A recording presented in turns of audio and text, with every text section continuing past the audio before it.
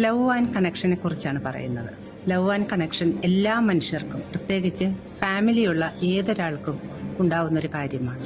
പക്ഷെ അത് ഒരു പരിധി വിട്ടുകഴിഞ്ഞാൽ ഒരു വ്യക്തിയുടെ പേഴ്സണൽ ഗ്രോത്തിന് തടസ്സമാവുന്നുണ്ട് ഈ ലവ് ആൻഡ് കണക്ഷൻ. എങ്ങനെയെന്നല്ലേ, ഒരു വീട്ടമ്മ, അവർ നല്ല വിദ്യാഭ്യാസമുള്ളവരായിരിക്കും, നല്ല കഴിവുള്ളവരായിരിക്കും.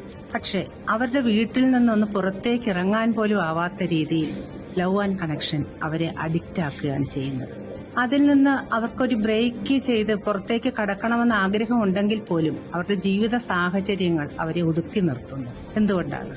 ഒരുപക്ഷെ ആ സ്ത്രീ ഇച്ഛിക്കുന്നുണ്ടാവും, എന്നാലും അവരുടെ വീട്ടിലുള്ളവർ, അവരുടെ സാഹചര്യങ്ങൾ, അതായത് സറൗണ്ടിങ്സ്, അവരെ തളച്ചിടുകയാണ് ചെയ്യുന്നത്. അപ്പോൾ ശരിക്കും ഒരു ജീവിത വിജയം നേടണം എന്ന് ആഗ്രഹിക്കുന്ന ഓരോ വ്യക്തിയും ലവ് ആൻഡ് കണക്ഷനെ നിലനിർത്തിക്കൊണ്ട് തന്നെ അതൊരു അഡിക്ഷൻ ആവാതെ സൂക്ഷിക്കേണ്ടതാണ്.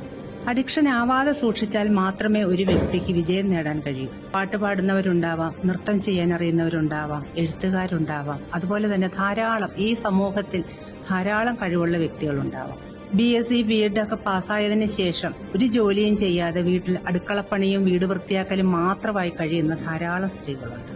അവർക്ക് സ്കൂളുകളിൽ ജോലി ചെയ്യാൻ സാധിക്കുകയില്ലെങ്കിൽ വീട്ടിലാണെങ്കിലും ഇരുന്ന് ഓൺലൈനായിട്ട് പോലും ട്യൂഷൻ എടുക്കാവുന്നതാണ്. അങ്ങനെ ഒരു വ്യക്തി വിചാരിച്ചാൽ അവർക്ക് പേഴ്സണൽ ഗ്രോത്ത് ഉണ്ടാവും. അക്കാര്യത്തിന് യാതൊരു തർക്കവുമില്ല. പക്ഷെ ഓരോ വ്യക്തിയും അത് ആഗ്രഹിക്കണം എന്ന് മാത്രം.